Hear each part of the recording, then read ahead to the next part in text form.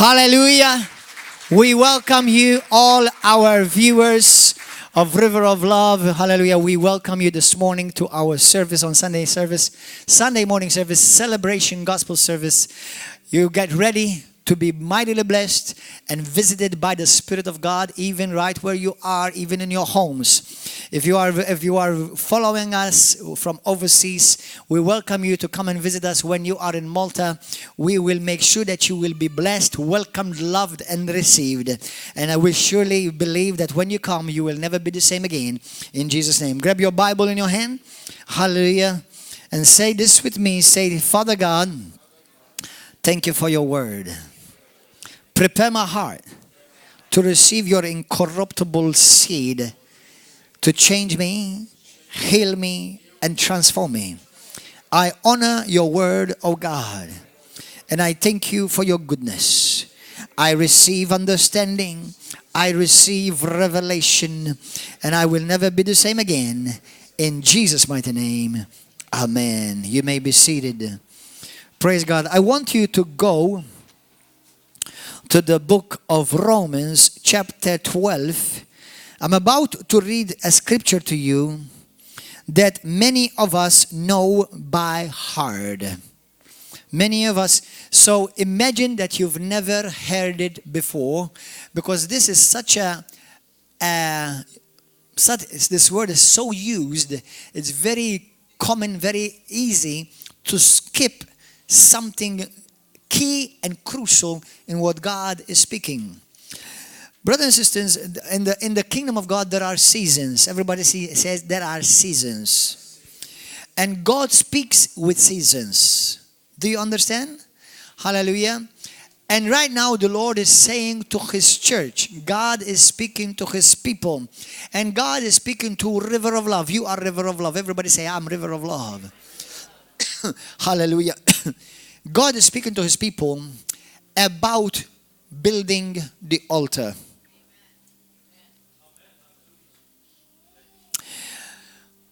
In our conference, the Lord released a word concerning raising the altar. And then this week, coincidentally, how many of you believe in coincidence? You believe in coincidences then? In the kingdom of God, there is no coincidence. Everything is God incidence.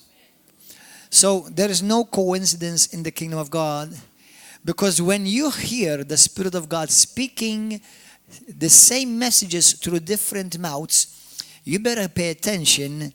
God is speaking to the church. It may not only just be to the local church, but to the church of God everywhere in the world.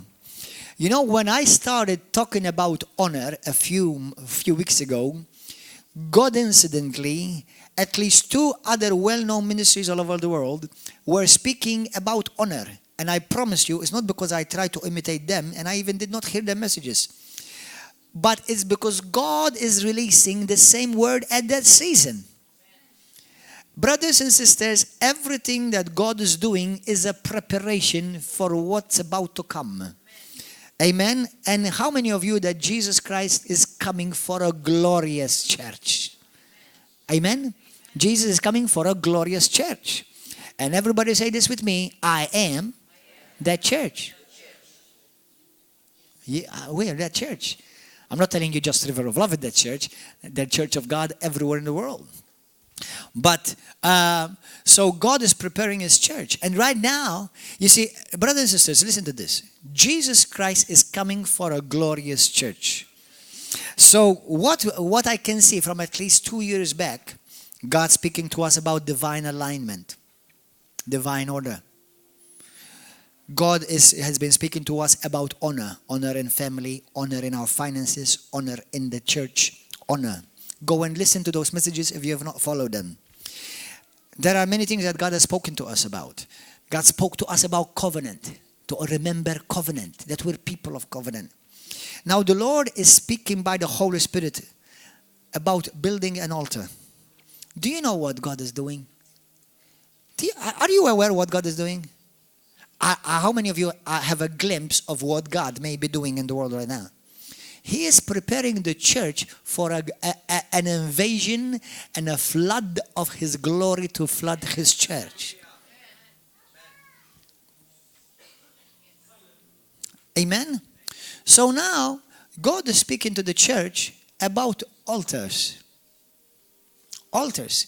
Many of us, if not the majority of us, come from a Roman Catholic background. In Roman Catholic church houses, we see altars, big altars. This, in a Christian church building, is also called an altar. Now, there are 3 altars that I'm going to mention to you today. Your personal altar, your family altar, and your church altar. Those are the 3 things that God is going to speak to us today about. Your personal altar, your family altar, and your church altar. And they have to be in line and in godly order. Go to Romans chapter 12, verse 1. I beseech you, brethren, therefore, by the mercies of God, that you present your bodies a living sacrifice. Everybody say sacrifice. Whenever you see the word sacrifice, God is talking about an altar. Let me read it again. I beseech you, brethren, therefore, by the mercies of God, that you present your bodies a living sacrifice, holy, acceptable to God, which is your reasonable service of worship. I'm going to read it again. That was the New King James. Let me read it in the NSAB. Therefore, I urge you, brethren, by the mercies of God, to present your bodies a living and holy sacrifice, acceptable to God, which is your spiritual service of worship. Let me read it to you in the TPT, the Passion Translation. Beloved friends, what should be our proper response to God's marvelous mercies? I encourage you to surrender yourself to God, to be His sacred, living sacrifice, and live in holiness, experiencing all that delights His heart. For this becomes your genuine expression of worship. Let me read the New Living Translation. And so, dear brothers and sisters, I plead with you to give your bodies to God because of all He has done for you. Let them be a living and holy sacrifice, the kind He will find acceptable. This is truly the way to worship Him.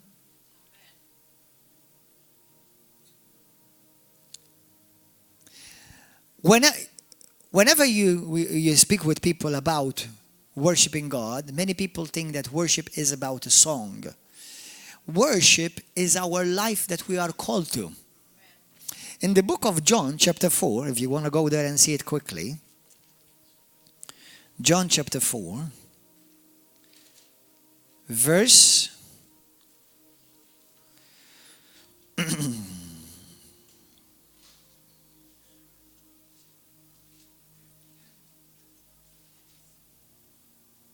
verse 23. The hour is coming, and now is, when the true worshippers will worship the Father in spirit and in truth.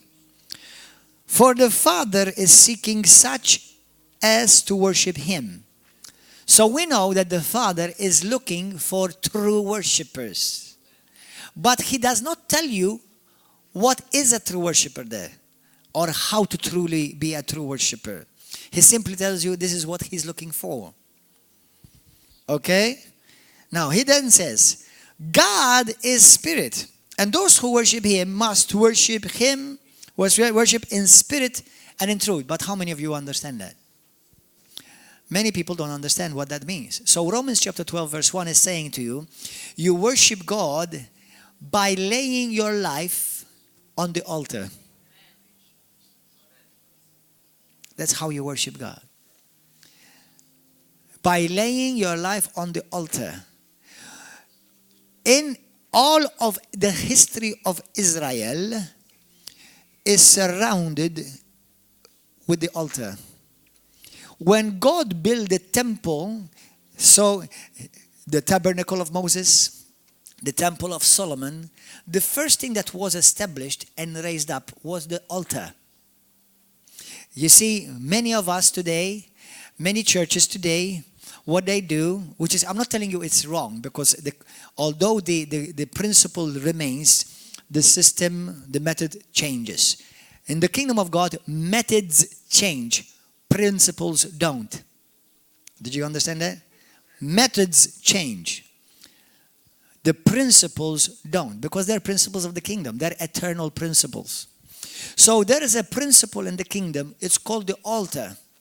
And the altar, in the Old Testament, first the man or the woman, normally the man, like for example, you've got Moses, you've got Noah, you've got Abel and Cain. What you have is you have stories of altars. Maybe many Christians have never seen this before, but that's what you have. It's actually you have stories of altars established. And these altars, wherever the altar is established, that is an open heaven. That's an open heaven. When Jacob met God, he established an altar, he fell asleep, and in his dreams, he saw the vision open, and he saw angels descending and ascending right where he established the altar. Brothers and sisters, in the physical realm, this is the altar of the church.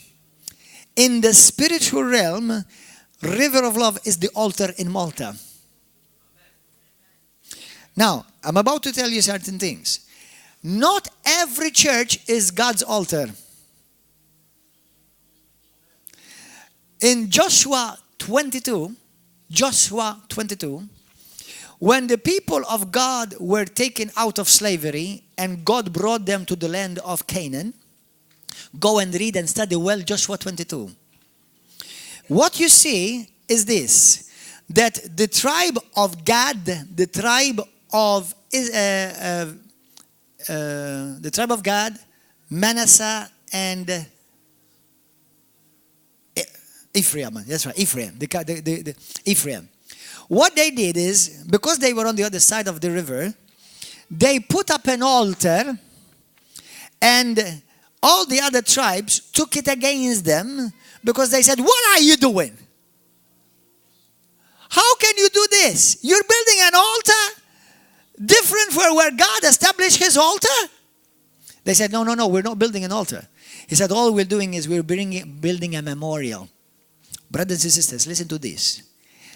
Are you in your life building an altar, or you're building a memorial? This is powerful stuff. I will not have time to get into all the details, but I will continue it in the coming weeks. Listen. A memorial is a place of a reminder. An altar is something that constantly in action. When we today we're going to participate in the Holy Communion. This is not an altar. This is a memorial. We remember what Jesus did for us. Now it's blessed. It's holy. There's special grace. There's the consecration that's happening as well. But it's a holy remembrance. Do this as a remembrance of me. Jesus does not die every time we meet at the fellowship. I know there are some churches in the world that they teach that. Jesus does not die. We die. Amen. Not Jesus. Jesus died once and for all. You die daily. Do you understand? So those who teach that Jesus Christ gets crucified and died and butchered again on the altar of some pagan churches, that's not biblical. Jesus died once. He bled his blood once. and his sacrifice was good for all eternity. Hallelujah. But me and you die daily. That's a memorial. This is a sacrifice. Oh man, the power of God is here. Do you understand? So listen. So what happened? Why am I sharing this? Go and study well and ask God to open your eyes. Even every one of you who are maybe following upon this through live streaming. There are churches in the world that were not established by God because they started out of rebellion. They started by splitting out another church. They started by just getting up and start a church. You don't start churches like that. In the Bible, you don't start churches like that. Churches start by first you put your life on the altar. And as we're about to see in 1 Kings chapter 19, you lay down your life, you serve somebody before you, and then you get trained, ordained, and released to do a work of God. Hallelujah. Amen. So don't be deceived, because there are altars that have been built in this nation that are not of God, and God will judge. There are altars in every nation that have been built that are not of God, and because they were built and they started and their conception was out of rebellion. Do you understand? Now, River of Love, let me boldly declare it nationally and internationally. River of Love is the altar of God in this nation. Now, I'm not going to be so presumptuous to say there are not any other altars in this nation. There are. But there are very few that you can count maybe on one hand.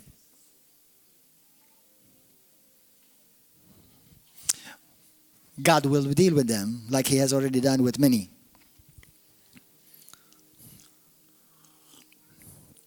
First Kings chapter 19. Go there. Say, Holy Spirit, speak to me.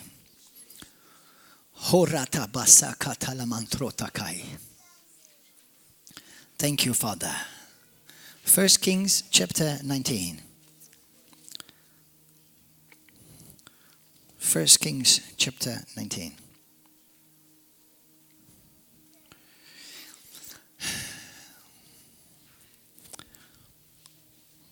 Verse 19. This is after Elijah had called the fire of God on Mount Carmel, fried over 800 false prophets of Baal and Ashtaroth. And then he ran from Jezebel. Let me tell you something, brothers and sisters. You never run from Jezebel. Jezebel is the spirit of intimidation, is the spirit of manipulation. And it will always be that spirit that will come against God's established altar.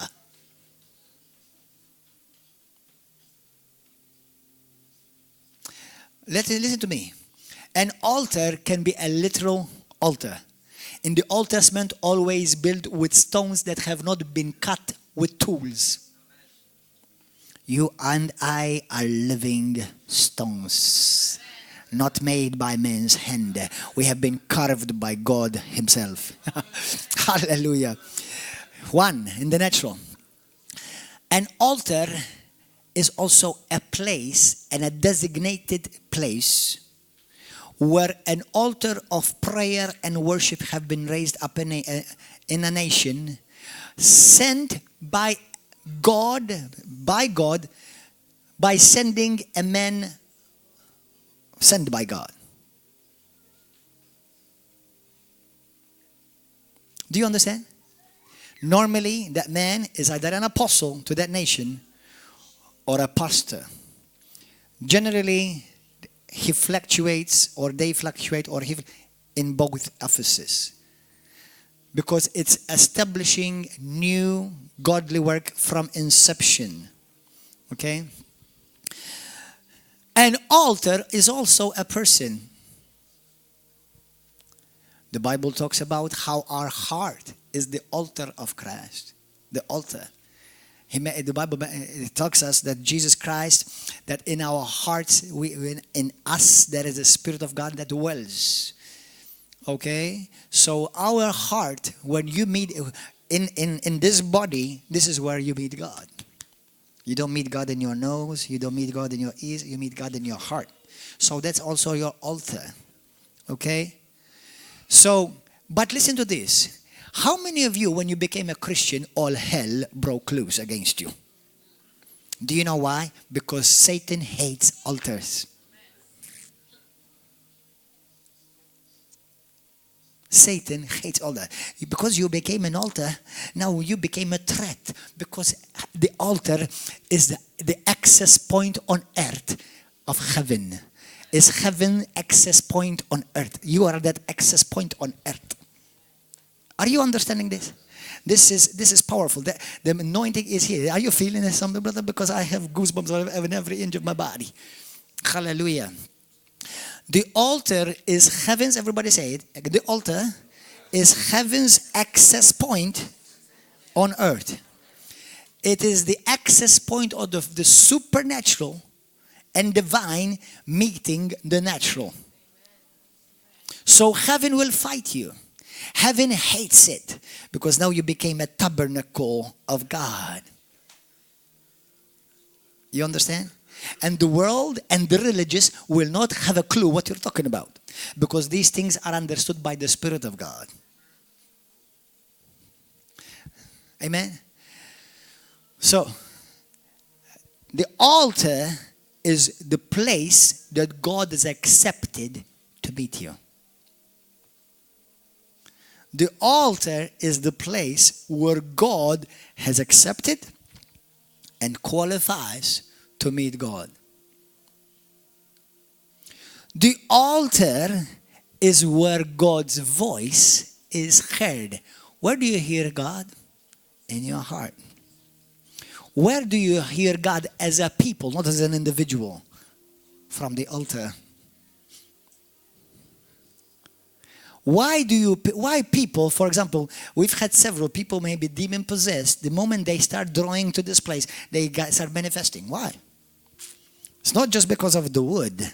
Because there has been now an open heaven established upon this area, because out of this place the word of God is being proclaimed.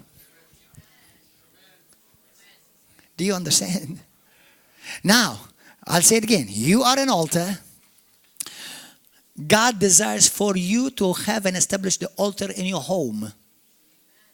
And third, you as a river of love and all those that God has called to be part of this altar, you will be fed from this altar. You will be judged by this altar.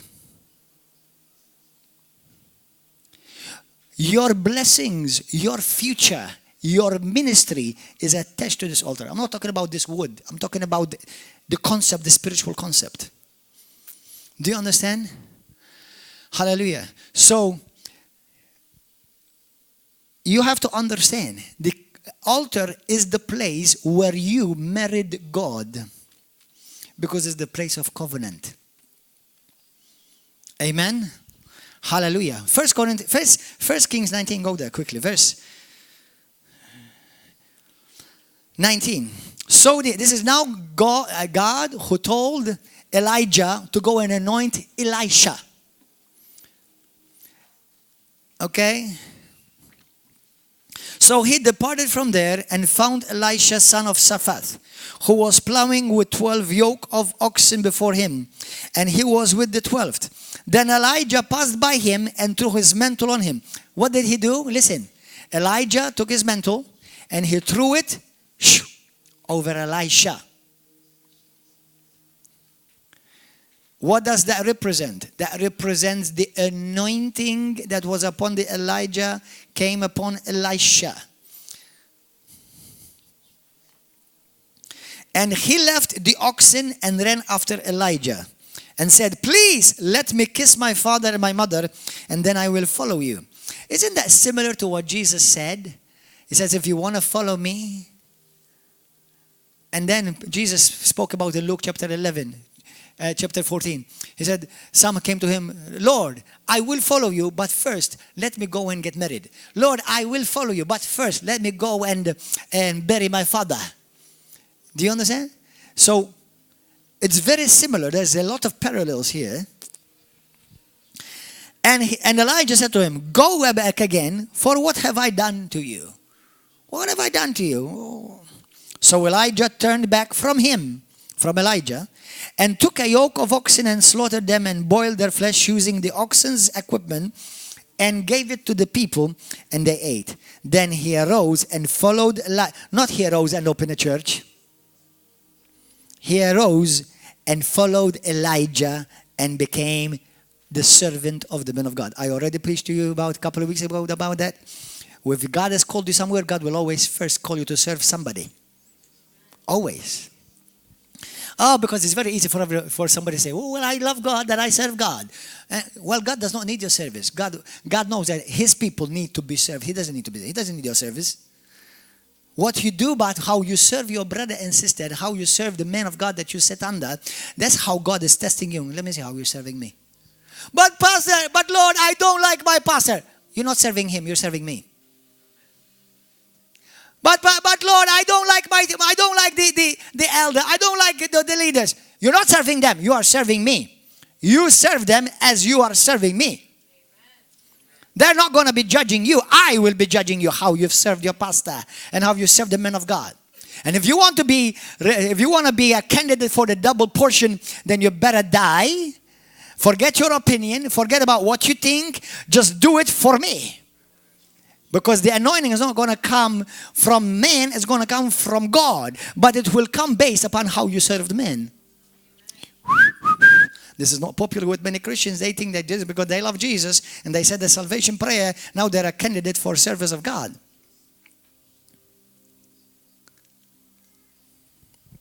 Do you understand? So, what did Elisha do? Elisha burned his oxen. Some of you need your oxen to be burned. You need a cookout today. God is telling some of you, you need to burn your oxen. And what did he do? He grabbed his cart. He created an altar, grabbed his oxen, burned them, and he burned the sacrifice. And when he burned everything that was dear to him and close to him, remember the oxen represented his riches, his income, his well-being. Your job, you may need to burn your job. What are you telling me, Pastor? Are you telling me that I don't go to work anymore? Now, I am telling you, you cannot allow work to become before God anymore. Well, what are you telling me, Pastor, that I cannot have a hobby? No, I'm telling you that your hobby cannot come before God anymore. What are you telling me, Pastor? I'm supposed to leave my husband and my wife? Because, they don't come to church. I'm not telling you to leave them. I'm telling you they cannot come before God anymore.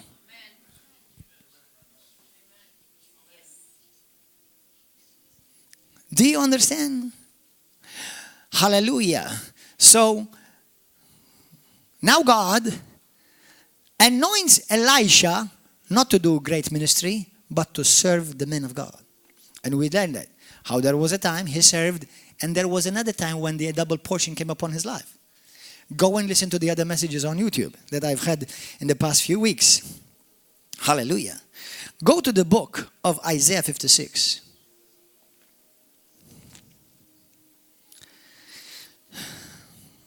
Isaiah 56. Thank you, Holy God. Shabakaya rotro mona kasilama toko. Isaiah 56. Verse 7. Even them I will bring to my holy mountain and make them joyful in my house of prayer. Their burnt offerings and their sacrifices. Everybody say offerings and sacrifices. Will be accepted on where? Where they will be accepted? Brothers and sisters, let me tell you something about the principles of God concerning finances and giving. Let me tell you something. How many of you love the Word of God? How many of you believe the Bible from Genesis to Revelations? So if you don't understand something, don't blame me for it. Blame yourself. You don't study the Word. And if you want understanding, you don't run ahead and you don't run away with like a chicken with her head cut off. Okay? You just come, say, Pastor, I did not understand this. Can you give me an understanding? And can you show it to me in the Bible clearly? And I will gladly do that. But be careful, you don't criticize, you don't something that you don't understand. Otherwise, you heap the judgment of God over your life. Do you understand? Why? Because many people are not truly willing to believe what the Bible is really saying. That's why I spoke to somebody this week. He said to me, well, I heard you say this and this. He said to me, what are you saying? Are you crazy? I said to him, brother, if I'm crazy, Jesus is crazier. It was Jesus who said it, not me. But the problem is, because you're religious and maybe well-meaning, let me put that, I don't give that to you, but you are not willing to truly believe what the Bible really says. Because actually it was Jesus who said it, not me. Apart from it's also written in other passages of the Bible. Hello! So be careful what you criticize. That's why Jesus says you cannot understand the things of God because you neither know God or the Word of God nor the power of it. You don't understand. And you want to criticize what you don't understand. But because there's pride in certain people's heart, that's why you watch out. That's because there's pride, you run ahead, you start criticizing, you are blabbering and tell me then what you do. Especially if you've spread poison. What you do then? How are you going to pick it up? Amen? Hallelujah. So, he said, the Lord is saying, their burnt offerings and their sacrifices will be accepted on my altar. Brothers and sisters, let me boldly declare to you, the tithe, you never give the tithe to the homeless man. Are you getting that? Are you understanding that? That's in the Bible. Malachi chapter 3. Where do you bring your tithe? Do you know what the tithe is called in the Bible? It's the holy thing to God. Where do you give that to? Well, I sent my tithe to Putino Cares. Let me tell you something. Putino does not care that you send the tithe. Now, if you want to support Putino Cares, praise God, support it. But don't send your tithe to Putino Cares. Because you may end up using Putino Cares. Because you're dishonoring God. The tithe comes to the storehouse. Comes to the altar. Amen? Now, we support Putino Cares. We've supported Community Justice Fund. And thank God for those wonderful blessings. Hallelujah. But let me tell you something. We've supported people that Putino Cares or Just Fund, Community Justice Fund have not supported. What about those people? Do you know that? This week we just met somebody, a family, that they have their son who goes overseas. They said to me, we did not find support from these people. Congratulations. You see why we told you that if you want to give a love offering for the poor, tell me, brother, Pastor, this is not my tithe. This is for the poor. Because we've supported the poor in River of Law. And they go and knock on some of these doors, even though they do a lot of good. And they tell them, we can't help you. Or else, sell your house first, sell your car first, and then we'll help you. A nice one. So now I'll become homeless, and then you help me. I'll stop there. Hello? Some things you don't know. You know how many things happen like this in Malta? Oh yeah, we'll help you. But first, sell your house. Sell my house. Where am I going to live?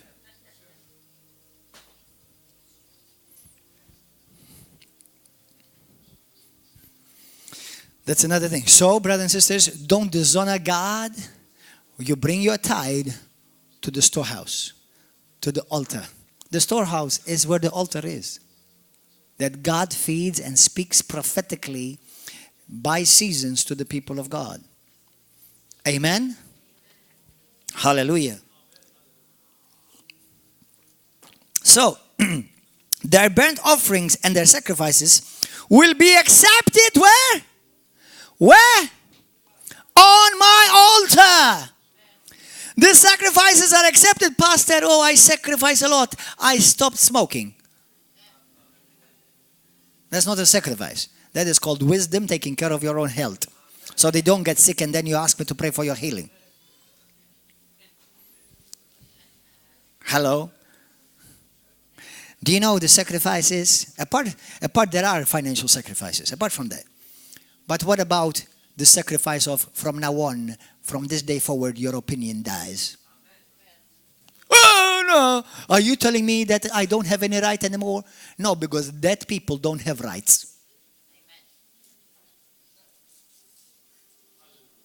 I'm going to go to another church.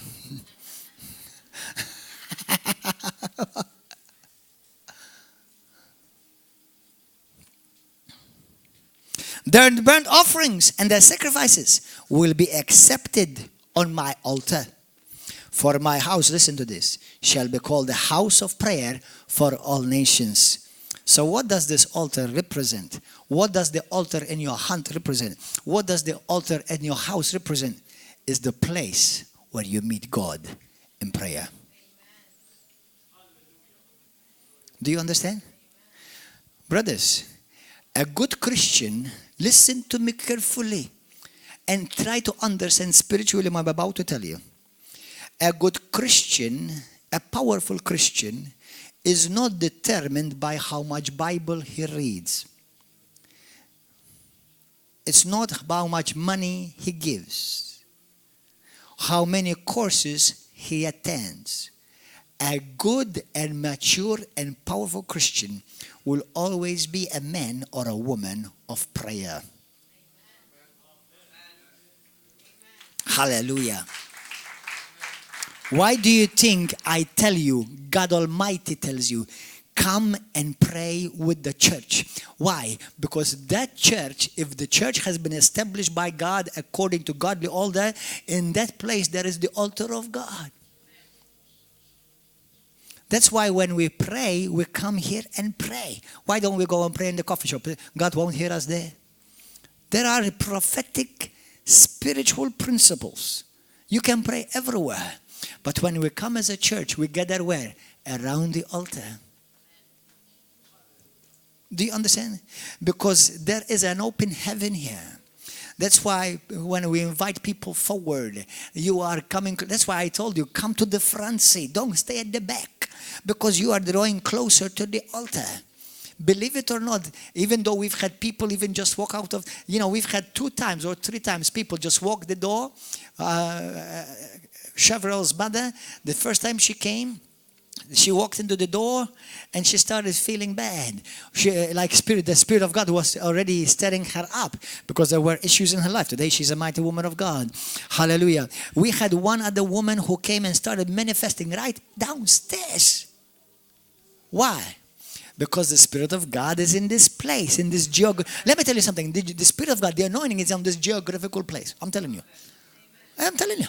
Why do you think? You see, God respects boundaries. God respects boundaries. If the people beside us or the people next to us, they don't want God, God will say, okay, no problem. I will come and anoint this place. Hallelujah. Amen. That's why your house may be the altar in your town, but the people around you may be Satanists. I tell you what, there are 2 altars. One an altar for Satan and one an altar for God Almighty. And that's why they're getting agitated. Why? Because the fire of God is constantly falling in your house. Don't worry. Take authority in Jesus' name and cast them out. If they don't want to, if the demons don't leave, the whole thing leaves. Hallelujah. Thank you, Father. Go to Exodus chapter 40. Are you understanding something? Are you understanding something? Exodus 40. Are you enjoying this? Are you telling me yes because you want to feel nice, to be nice toward me?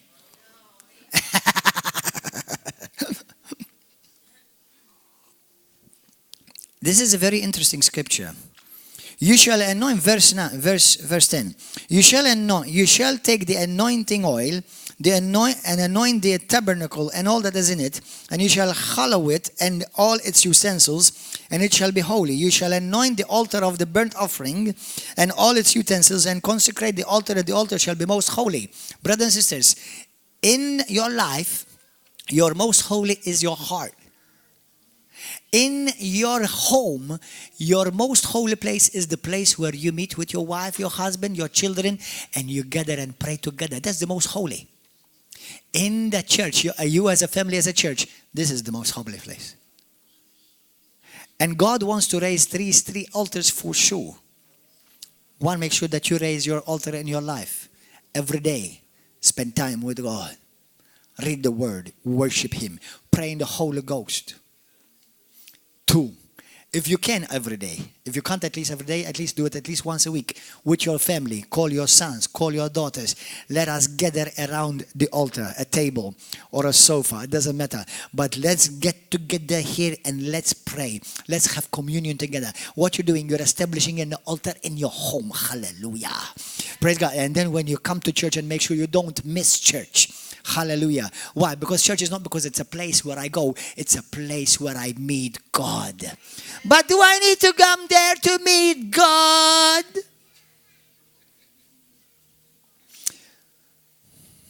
If you understand the principles of the kingdom, yes. Because the church is not just about a geographical place. It's the place where the altar of God is established upon that nation. Amen. Hallelujah. I'll tell you how so this is. That's why many people, they pray at home and they don't get healed. They pray at church, they get healed. Why is that? The power of God is here. The anointing of God is here. Honestly, be honest. How many of you have been healed by yourself at home? Lift up your hand. It's okay. It's not bad to be healed by yourself at home.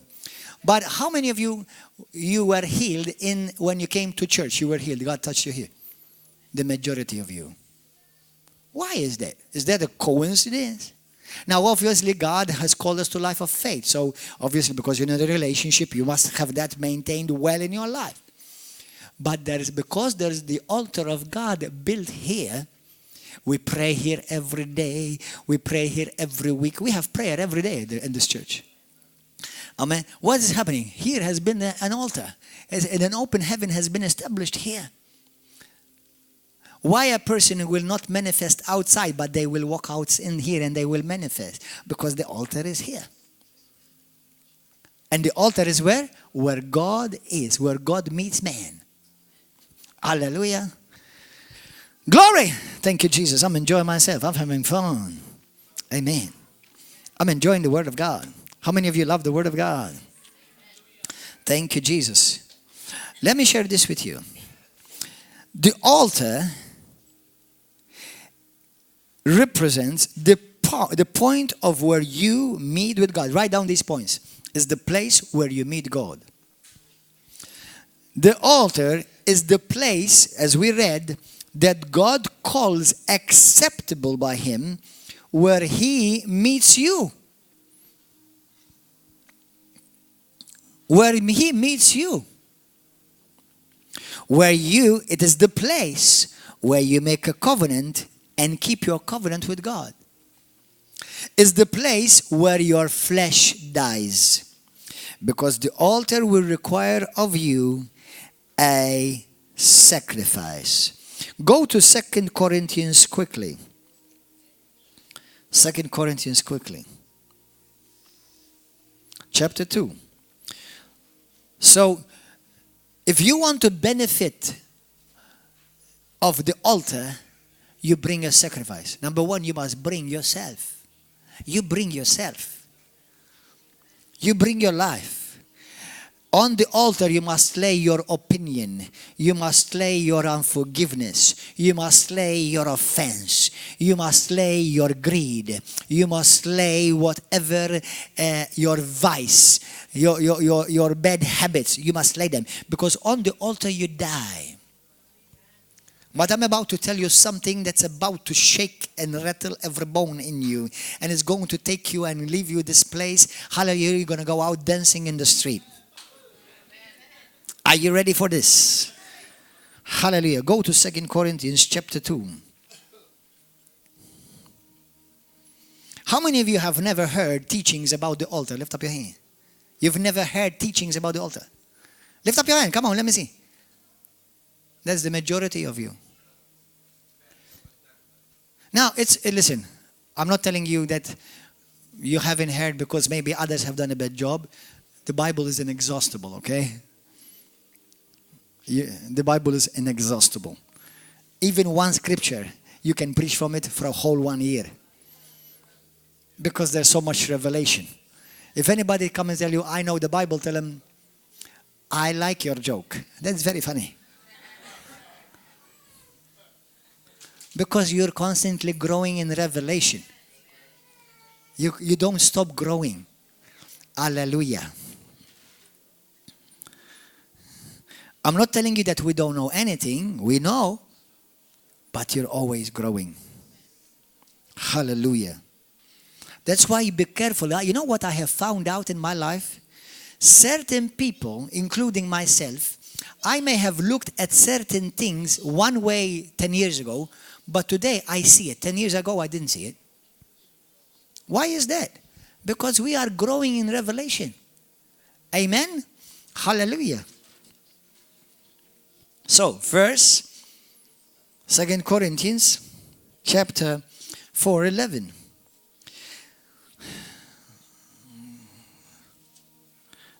Let me read chapter 2, verse 14 first. Now thanks be to our God who always leads us in triumph in Christ and through us diffuses the fragrance of his knowledge of everywhere and every place. Brothers and sisters, when you bring your offering, when you bring yourself to the altar, now let me tell you something. If you're a Christian and you've never come to the altar, I'm about to shock you. You're not a Christian. Brothers and sisters, if any one of you claims to be a Christian and you've never come to the altar, you are not a Christian. Now, symbolically, in this church family, this is the altar. Spiritually, in your life, the altar is where you know you lay down your life. Where you died. Paul in Philippians chapter 3 says this, that I died with him that I may experience the power of his resurrection. Brothers and sisters, many Christians don't have 1 ounce of power because they never died with Christ. In order for you to experience the power of God, you have to die. Let me tell you this. You see, you come to the altar. Some of you may need to do this very day. Let us say, symbolically, prophetically, this is the altar today where you're laying down your life. So you come to God. You lay down your life at the feet of the altar. Remember, before I tell you this, watch. The Bible talks about, in the book of Revelations, in the book of Isaiah, in the book of Psalms, that the throne of God is the altar. The throne of God is the altar. That means God sits on the altar. You know the Ark of the Covenant? That is called both the altar and the throne. In the Bible, it's called both. It's called the throne as well as the altar.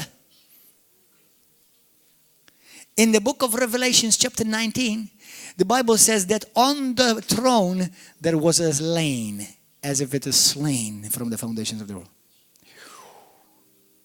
Jesus laid down his life on the altar at the feet of God's throne. But when you come to God, you must lay down your life on the altar at the feet of God. But listen to this. What happened at the altar, don't be afraid to lay down your life to Christ. Don't be afraid. Don't be afraid. Because what's going to happen if you lay down life on the altar is going to be a great exchange. Watch. Because on the altar, you give God your flesh and you die. And the Bible says, there you live your life and there you die.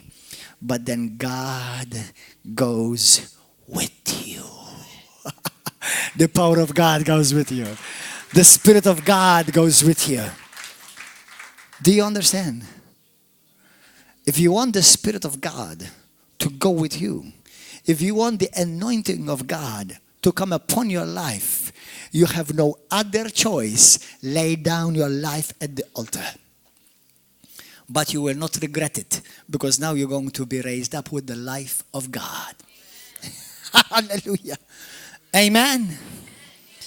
Thank you, Jesus.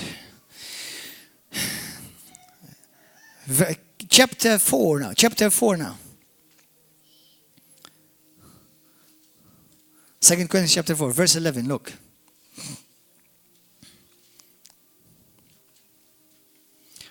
Verse 10. Always carrying about in the body the dying of the Lord Jesus, that the life of Jesus also may be manifested in our body. Verse 11. For we who live are always delivered to death for Jesus' sake, that the life of Jesus also may be manifested in our mortal flesh.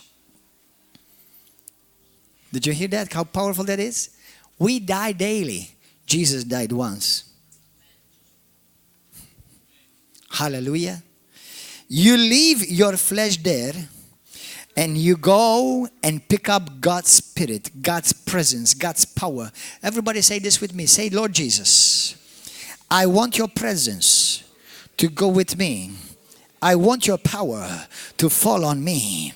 I want your anointing, oh God, to be upon my life. As I lay my life today on the altar, you will raise me up with the power of your Holy Spirit in Jesus' name. In the book of Acts chapter 10:38, the Bible says how Jesus Christ, Jesus Christ of Nazareth, how God anointed him with the Holy Spirit and power. Brothers and sisters, you cannot experience the power of God if you're not anointed. When you see miracles, when you see people healed, when you see people being delivered from demons, it's because the man or the woman ministering means that man is anointed and the power of God operates through him.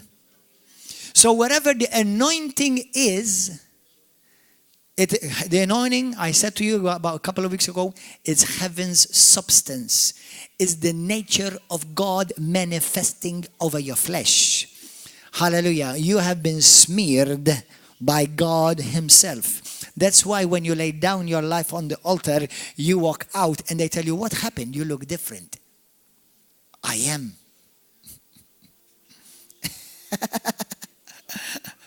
Because whom now you're seeing is not me. Now you've just met God. Whoa, what are you just saying? I know you are preaching a bunch of hook stuff. No, you see, my life has been laid down on the altar. And now God's Spirit of God Almighty truly, literally, experientially dwells in me. And now the life that I now live in this body, which was crucified on the cross, the altar is the cross. Your altar today is the cross. Hallelujah. Now I live a life of Christ, the anointing and the anointed one. Thank you, Lord. From the altar you get washed. At the altar you are marked by the blood and the anointed and the anointing. And at the altar is where you qualify. You see, everybody comes to the altar disqualified. But when you come to the altar, God qualifies you. All of Israel was surrounded around the altar. God first established the altar and then God put his people around it. God looks at the altar to meet you. Do you have an altar in your home? Do you have an altar in your life? Do you have a church as your altar that you are connected with, where you receive your manna, where you receive your vision, where you receive inspiration? That's the altar. Heaven has an altar. The Bible calls it the throne of God, and it's exalted above all. In the book of Luke chapter 1, listen to this, Luke 1. Hallelujah. We're going to pray in a moment. Praise and worship, come please. Luke 1:11. I'm going to continue to teach on this by the grace of God. Hallelujah. There is healing in this place. There is deliverance in this place. Rosa kamantiki toro. Somebody has a problem with the blood issue, blood problem. They found a virus in your blood. Is that you, brother? A problem with your blood? Issue with your blood? What is that? What is it? You have a problem with blood? Jesus healing you right now. Lift up your hand. Father, in the name of Jesus, I speak the anointing of God. I decree the power of God over that brother now. Hallelujah. Soza. In Jesus' name. And we speak life, healing, and health to the blood right now. And every disease, every virus, I uproot it now. I rebuke it now. And I decree the fire of God against that virus, sickness, or disease. And I command it to go in Jesus' name. I release the life, the Zoe life of God in my brother in Jesus' name. Thank you for healing him by the stripes of Jesus Christ. Hallelujah. As he has laid down his life on the altar, Father, he does not rise up sick again, but he rises up healed and whole in Jesus' name. Hallelujah. Thank you, Lord. You receive that, brother. You receive that, brother. Somebody has got something bothering him around here. Who is that? Somebody is like bothering you around here. Who is this? Somebody has got something like a noodle or something like that. Something that has been bothering in this area, in your neck. Anybody? Who's that? You? Something's bothering you here, my brother. What is that? Thyroid. Okay, God. Okay, put your hands on your thyroid right now. Hallelujah. Father, in the name of Jesus, Lord, you are a creative God. I thank you for recreating new thyroid. Every pain, every malfunction in those thyroids right now, I command them to go right now. In Jesus' name. In Jesus' name, I speak life, healing to those thyroids right now. In Jesus' glorious name. Thyroid, be healed. Malfunction, be uprooted and leave now by the power of God. I release the covenant of healing over my brother. In Jesus' name. Hallelujah. Tonsilli. What is tonsilli bil-English? Tonsils.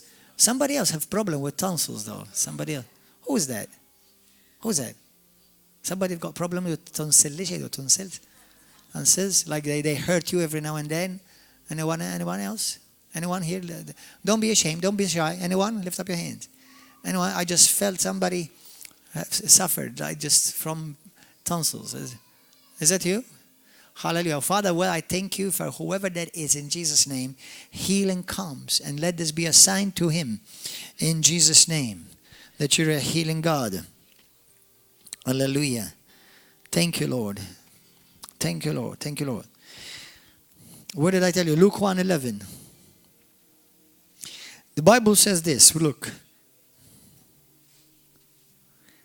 Then the angel of the Lord appeared to him, standing on the right side of the altar of incense.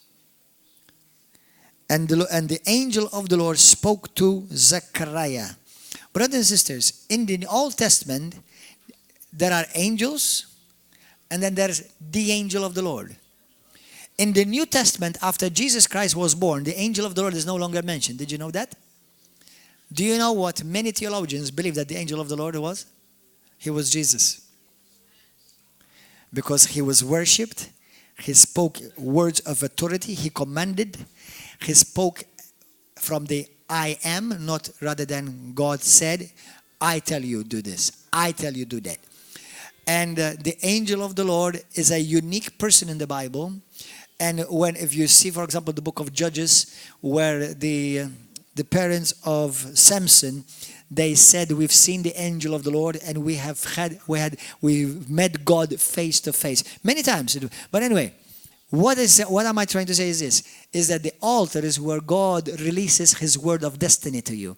Brothers and sisters, your destiny is attached obviously with your relationship with God, but your destiny is attached with this altar.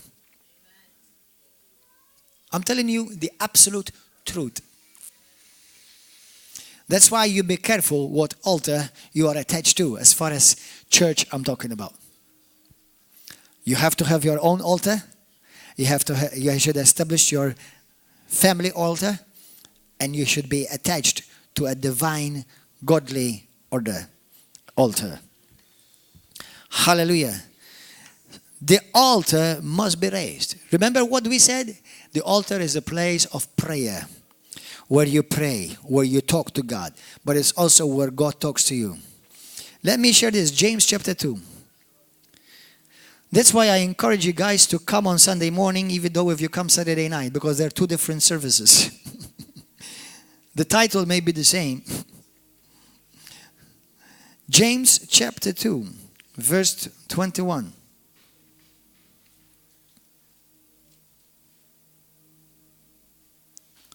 It says this: was not Abraham, our father, justified by works when he offered Isaac his son on the altar? How will God justify you? Now, do you know what God said to Abraham? If you go to the book of Genesis, but leave it right now, you don't need to see it. But I'll tell you where it is. It's in Genesis chapter 22, verse 1 to 2. God said, Abraham, I want you to lay up the thing which you love the most.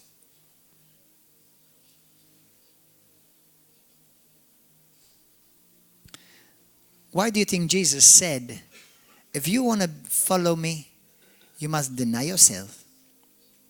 You must deny your family. You must deny your husband, your wife, your children. It doesn't mean that you become fatherless, motherless, and you divorce your husband, your wife. I'm telling you this. That means otherwise you cannot follow me. Many Christians want to follow Jesus still. Their hobby, their habits, their business, their family. Now, none of that is wrong as long as they're not the first in your life. They have their place. God delights for you to have them, but never let them become the first place in your life. Never. Never. Remember, anything first in your life, God calls it God.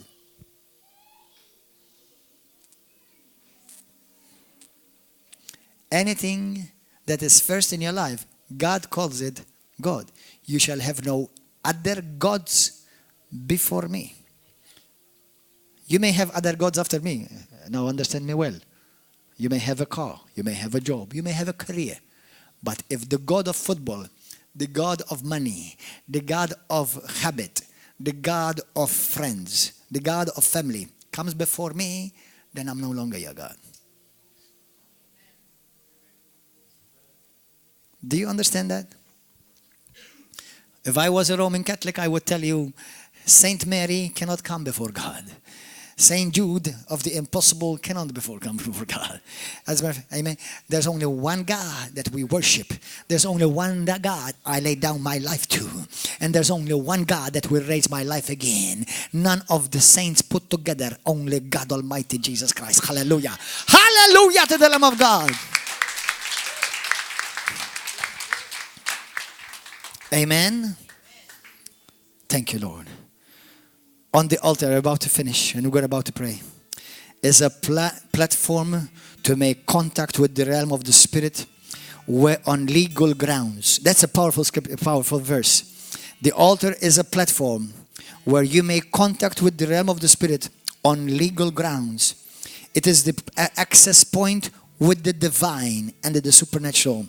And it is the place where you invoke the mysteries of God. The altar is... Without the altar, your life is insignificant in the spiritual realm. Until you build an altar, you are nothing yet to God. Now, that may be hard for some to swallow, but God does not even count you until you have brought your life to the altar. Remember, in the Old Testament, God will speak to his people the moment they build their altar. Today, where is the altar? The cross is the altar. You must lay down your life. But he said, Jesus Christ, do not be afraid to lay down your life. Because if you lay down your life, you will save it. You get salvation. You get new life in Christ. But if you are afraid and you keep your life, you lose it. But if you deliver your life unto death, you raise it up again.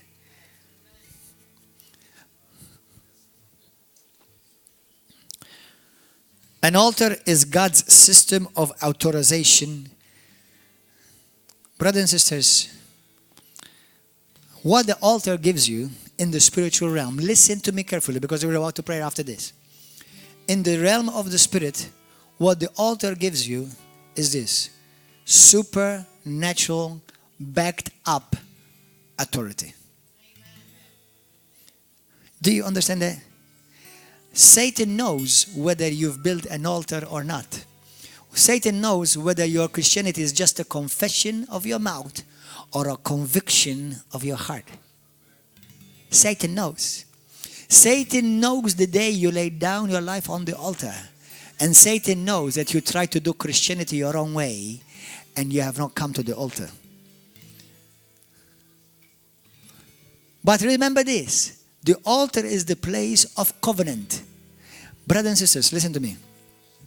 The altar, we've had the habit to say the marriage bed is the altar. You understand? How many of you understand it? The marriage bed is the altar. And the Bible says you keep that holy and undefiled. Hebrews 13 verse 5.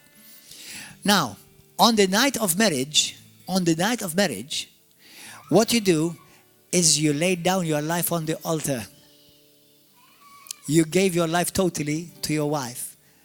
You gave your life totally to your husband. Bye-bye. Now your life is mine.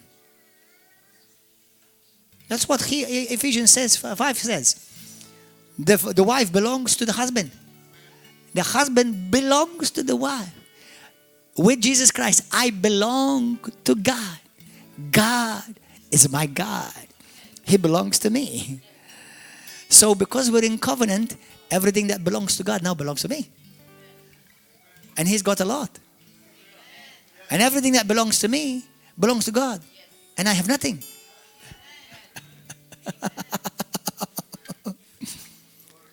That seems like a great exchange for us. Hallelujah. But listen to this. You on the day that you got married, you laid down your life on the altar. But then, that's not the only time you go to the altar again, right? Married people, listen to me, married people only. And if you are using the altar in any other unholy way, be careful. Because you will heap judgment upon yourself. I hope you understand what I'm trying to say now. In marriage, you know that is no longer what you think. Now you have to live to please the other. And that's tough. That's not easy.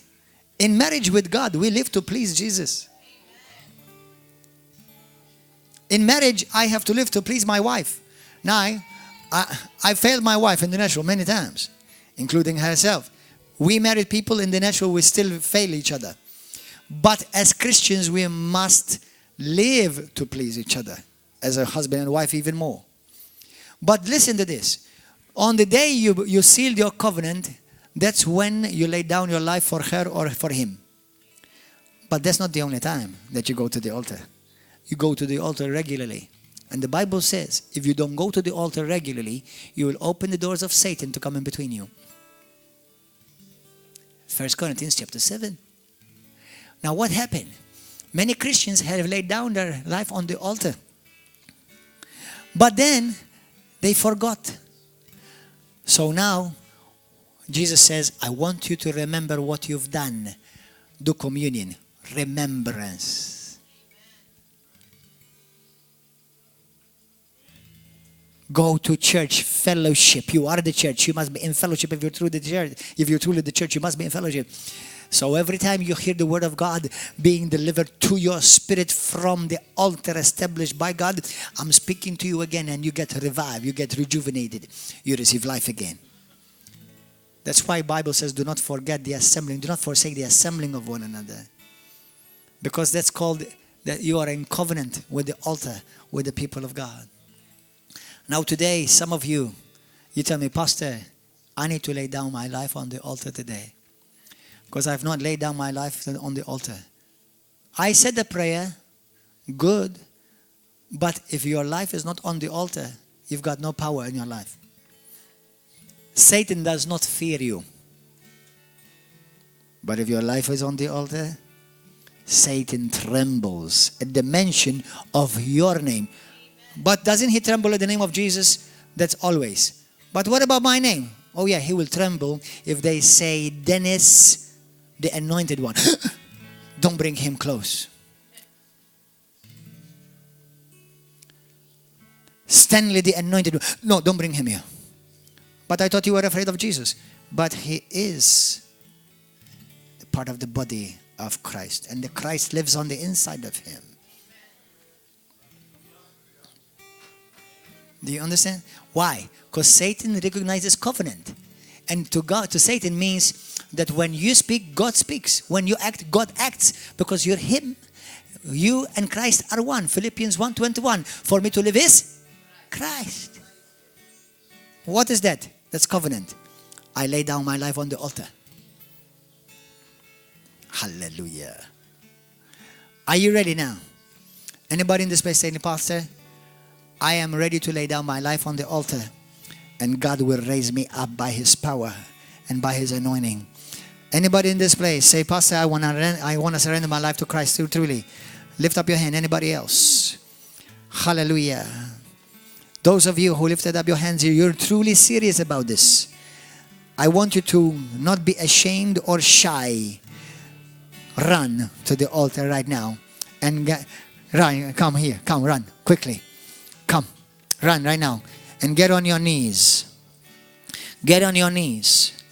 And symbolically lay down your life on this altar. Prophetically lay down your life here right now. Rasoko barashad. Talk to Jesus. Emmanuel. Emmanuel. There are more that needs to come. The name is called Emmanuel. God with us, revealing us. His name is called Emmanuel. Brothers and sisters, what you're doing right now is you're laying down your life on the altar. And you're not going to let anything or anyone come between you and God anymore. If you are following on YouTube and you are ready to lay down on your life on the altar, I want you to pray with me right now. Every one of you, you may say this prayer with me. Talk to the Lord yourself, but also you may say this prayer with me. Say, Heavenly Father, I recognize that my life has worth and meaning when I may lay my life down at your feet on the altar of sacrifice.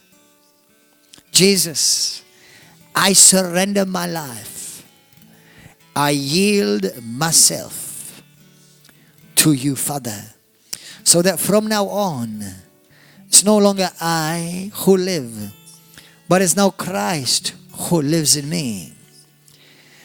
Jesus, I deny myself. It's not about what I think anymore or what I want, but I lay down my life at the altar of sacrifice before the throne of heaven. Jesus, my Savior and my Lord, truly the one who possesses my soul and my whole life in your hand. Father, I repent of my sins and I ask you, heal my life. As I lay down my life on this altar, I rise up again healed, whole, completely free from every bondage of the enemy. Any unforgiveness in my heart, I let it go. I forgive those who have hurt me. I realize, Lord, that in your eyes that my opinion means nothing and it counts for nothing. Today, from now on, may my life reflect, I decree and I declare that Satan has no power, no authority over my life. Not even one more minute in my life. I belong to Jesus. Use me for your glory, O God, and have your way in me. Hallelujah. Now my life is yours, Lord. Now everything about me is yours, O God. I will fulfill your plan, your purpose in my life. I break every demonic assignment, every influence of the enemy against my life, every generational curse and iniquity right now is broken from my life and from my bloodline. I am now a new creation. I am now a child of God. And I now begin to live a new resurrected life in the power of God. Receive glory and honor in Jesus' mighty name. Hallelujah. Emmanuel. Emmanuel. Your name is called Emmanuel. God with us, revealed in us. His name is called Emmanuel.